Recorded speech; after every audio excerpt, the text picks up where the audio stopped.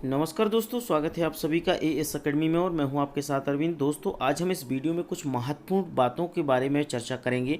दोस्तों, ये जो बातें मैं आपको कर रहा हूं ये पूरी रोजगार से संबंधित हैं और हर बेरोजगार युवा के लिए इस बातों के बारे में जानना बहुत ज़रूरी है, क्योंकि इस वीडियो के बारे में हम पॉइंट टू पॉइंट बात करेंगे, एक एक पॉइंट को डिस्कस करेंगे कि एक्चुअल में इस वीडियो का मकसद क्या है और आपके लिए नॉलेज होना बहुत ज़रूरी है। यदि आप एक बेरोजगार हैं तो आपको पता होनी चाहिए। जब आप दूसरों से बात करते हैं तो यदि आपको इन पॉइंटों के बारे में पता है तो आप अपनी बात को सामने वाले के सामने रख पाएंगे। दोस्तों, जैसा कि आपने थंबनेल में देख लिया होगा पहले ही कि क्या उपचुनाव की आचार संहिता के पहले नौकरी देंगे मुख्यमंत्री शिवराज सिंह चौहान जी, तो ये तो हमारा टाइटल है। लेकिन अब मैं एक एक पॉइंट आपको पढ़ के भी बताऊंगा और डिस्क्राइब करके भी बताऊंगा, तो आपको थोड़ा सा और अच्छे से समझ में आ जाएगा। और दोस्तों, इस वीडियो को हर बेरोजगार युवा तक भेजने की कोशिश करना, वीडियो को शेयर करना, अच्छा लगे तो लाइक भी करना। और दोस्तों, हमारे चैनल पर यदि आप न्यू हैं तो चैनल को सब्सक्राइब जरूर कर लीजिएगा और बेल आइकन के साइन पे क्लिक कर लें, जिससे आने वाले सारे लेटेस्ट वीडियो हमारे आपको मिलते रहेंगे। चलिए दोस्तों, सबसे पहले हम बात करेंगे मध्य प्रदेश में उपचुनाव के लिए 18 से 22 सितंबर के बीच आचार संहिता लग सकती है। इसके लिए तैयारियां तेज हो गई हैं। इस बात को आप बिल्कुल ध्यान दीजिएगा कि 18 से लेके 22 यानी 18 सितंबर से लेके 22 सितंबर के बीच आपकी आचार संहिता लग सकती है। इसकी तैयारियां सरकार के द्वारा तेज हो गई हैं। ये बहुत ही महत्वपूर्ण इंपॉर्टेंट बात है। लेकिन आपको एक बात और बता दूं, सरकार ने एक बात और दावा किया है कि 16 तारीख को, मतलब जो 16 सितंबर होगा, 16 सितंबर से हम आपको भर्तियों की जानकारी दे देंगे, नोटिफिकेशन देंगे कौन कौन सी हम भर्ती दे रहे हैं। तो दोस्तों, आपको पता है कि कल आपका क्या है, 16 सितंबर है, तो आपको और अच्छे से पिक्चर क्लियर हो जाएगी। लेकिन यदि 16 सितंबर से लेकर 18 सितंबर तक नहीं निकलती तो बड़ी मुश्किल हो सकती है, क्योंकि दोस्तों 18 से 22 सितंबर के बीच आपकी आचार संहिता लग सकती है। इसके लिए तैयारियां हैं, एक दो दिन आगे पीछे हो सकती है, लेकिन आपको पता है कि वो चुनाव है तो आचार संहिता तो लगनी ही लगनी है। दूसरी पॉइंट पे हम बात करेंगे कि चुनाव आयोग के मुताबिक बिहार चुनाव के साथ ही मध्य प्रदेश में चुनाव कराए जाएंगे। आप सभी को पता है कि चुनाव आयोग ने ये कह दिया है कि जैसे कि बिहार में चुनाव हो रहे हैं, बिहार के चुनाव के साथ ही आपके मध्य प्रदेश के भी उपचुनाव कराए जाएं। ये बिल्कुल साफ हो चुका है, इसमें कोई आपको समझने की जरूरत नहीं है कि जब बिहार में हुए हैं तो अब आपके मध्य प्रदेश में भी होना तय है। संभवतः 30 अक्टूबर के पहले चुनाव हो भी जाएंगे और चुनाव आयोग की टीम के बिहार दौरे पर है। जो हमारी चुनाव आयोग की टीम है वो अभी बिहार दौरे पर है और संभवतः लगभग ऐसा माना जा रहा है कि 30 अक्टूबर के पहले पहले आपके चुनाव हो जाएंगे और चुनाव होने के बाद आपको पता है सारे रिजल्ट आ जाते थे। लेकिन चुनाव हो जाएंगे और ऐसी महामारी, कोरोना महामारी है, उसमें चुनाव हो सकते हैं। लेकिन सोचने वाली बात है कि स्टूडेंट्स के ना तो कोई एग्जाम हो सकते हैं, ना कोई पेपर हो रहा है, ना कोई उनका वेरिफिकेशन हो पा रहा है, ना उनको ज्वाइनिंग मिल पा रही है। ये बहुत ही सोचने वाली बात है और एक निंदनीय बात है कि यार ऐसे कैसा हमारा देश है, कैसे हमारी राजनीति है कि सब कुछ हो रहा है लेकिन सिर्फ युवाओं को रोजगार नहीं मिल रहा है। जब युवाओं के रोजगार की बात आती है तो सारी बीमारियां आ गई हैं। आपको पता है कोरोना आ जाता है, कहीं कुछ आ जाता है, सब कुछ हो रहा है। आपको पता है स्टूडेंट्स के लिए जिस कहा जाता है कि ये देश का भविष्य होता है, लेकिन आज स्टूडेंट्स को देश का भविष्य नहीं, इस पर स्टूडेंट्स पर लाठियाँ बरसाई जा रही हैं यदि वो अपने हक की बात करते हैं। तो आगे आने वाले 3-4 दिनों में चुनाव की तैयारियाँ संबंध में आयोग के द्वारा जानकारी दी जाएगी। इससे चुनाव की तारीख की घोषणा भी की जाएगी। अब आपको ये भी बता दूं मैं कि आज 15 तारीख है और कल से 16 और 16-20 तारीख तक ये चुनाव की जो तैयारियां हैं उसके संबंध में आयोग के द्वारा जानकारी दे दी जाएगी और इसमें चुनाव की तारीखों की घोषणा भी कर दी जाएगी कि एक्चुअल में आपका चुनाव कब है। ये बात प्रदेश की सरकार को भी पता है, मध्य प्रदेश सरकार को भी भली भांति पता है और प्रतियोगी परीक्षाओं की तैयारी कर रहे छात्रों को भी। ये बात बिल्कुल महत्वपूर्ण है, इस बात को ध्यान रख लो।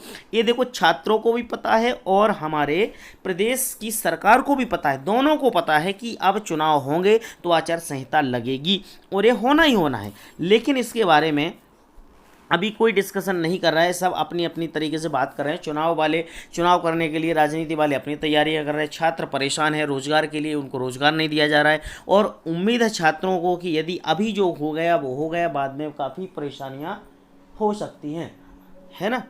तो इसलिए प्रदेश के छात्र मुख्यमंत्री शिवराज सिंह चौहान से आचार संहिता के पहले नई सरकारी नौकरी के नोटिफिकेशन जारी करने की मांग बीते 3 माह से कर रहे हैं, इस बात का ध्यान रखिएगा। इसलिए आपको भी पता होगा कि जो प्रदेश के मुख्यमंत्री हैं शिवराज सिंह चौहान से आचार संहिता के पहले से ही नई सरकारी नौकरियों के नोटिफिकेशन जारी करने की मांग बीते 3 सप्ताह से कर रहे हैं। इस बात को आप सभी को पता है। भोपाल में भी हमारा जो 4 सितंबर को आंदोलन हुआ था उसमें भी काफ़ी परेशानियां हुई, छात्रों पर लाठीचार्ज किया गया, छात्रों पर तरह तरह की बातें और इल्ज़ाम लगाया गया है कि इनको राजनीतिक सपोर्ट है, ऐसा है वैसा है। लेकिन जब कोई अपने हक की बात करता है तो उस पर उंगलियां उठाई जाती हैं और सरकार का काम है। 23 मार्च को कमलनाथ सरकार के जाने के बाद से प्रदेश के युवा शिवराज सरकार से सरकारी नौकरी देने की मांग लगातार कर रहे हैं और उनको उम्मीद है कि मामा हमारी बात सुनेंगे, लेकिन यहाँ पर मामा भांजों की बात नहीं सुन पा रहे हैं। काफ़ी दुखदायी बात है। आपको पता होगा कि भोपाल में 4 सितंबर को राजधानी में 10,000 से अधिक छात्राओं ने नौकरी दो के नारे लगाकर प्रदर्शन किया था। यहाँ पर इनको नौकरी तो नहीं मिली, लेकिन नौकरी के नाम पर हाँ डंडे जरूर मिल गए स्टूडेंट्स के लिए, बेरोजगारों के लिए। जो देश का भविष्य कहा जाता है, हमारा देश का युवा है, जो देश की एक रीढ़ की हड्डी मानी जाती है, उसी को आज दर दर भटकना पड़ रहा है अपनी नौकरियों के लिए, अपनी मांग रखने के लिए। ऐसा हमारा प्रदेश है, हमारा देश है। इस विरोध के बाद सरकार को भी आगे आकर बयान देना पड़ा कि जल्दी हम सरकारी नौकरी देने जा रहे हैं। इस बात के लिए सिर्फ ऐसा है कि सरकार ने एक आश्वासन दे दिया 4 सितंबर को जो आंदोलन हुआ था कि हम हाँ भर्ती कराएंगे, लेकिन ऐसी अभी कोई उम्मीद नहीं है। उन्होंने 16 सितंबर के बाद कहा था, तो देख लेते हैं। कल से ही आपका 16 सितंबर है, जो भी ये सारी चीज़ें आपको क्लियर हो जाएंगी। आगे देखें तो हम आपको पता होगा कि हमारे मामा की अनूपपुर जिले में एक सभा को संबोधित करते हुए उन्होंने कहा है कि मुख्यमंत्री शिवराज सिंह चौहान के द्वारा कहा गया था कि मेरे प्यारे बच्चों, भांजे भांजियों, चिंता मत करो, जल्दी नौकरी आएगी। इसके बाद राज्य शासन ने भी आधिकारिक प्रेस रिलीज में इस बात को मीडिया के सामने जारी किया है कि आपकी भर्तियां अब जल्दी हो सकती हैं। इस बात का ध्यान रखिएगा। वहीं मुरैना में एक सभा को संबोधित करते हुए शिवराज सिंह चौहान ने कहा था कि ग्वालियर के बच्चों के लिए जल्द ही पुलिस भर्ती लाने जा रहे हैं। अब देखो यहाँ पर बात एक बहुत पॉइंट की बात है।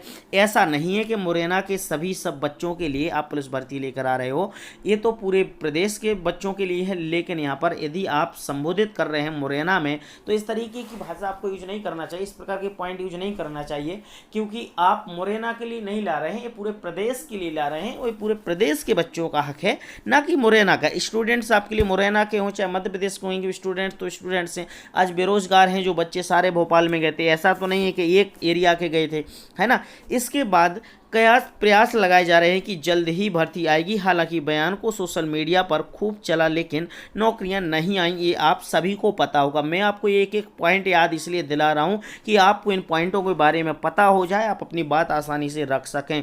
अब युवाओं के मन में डर सता रहा है कि अगर आचार संहिता के पहले नोटिफिकेशन नहीं आया तो दिसंबर तक रुकना पड़ेगा। ये बिल्कुल बात सही है।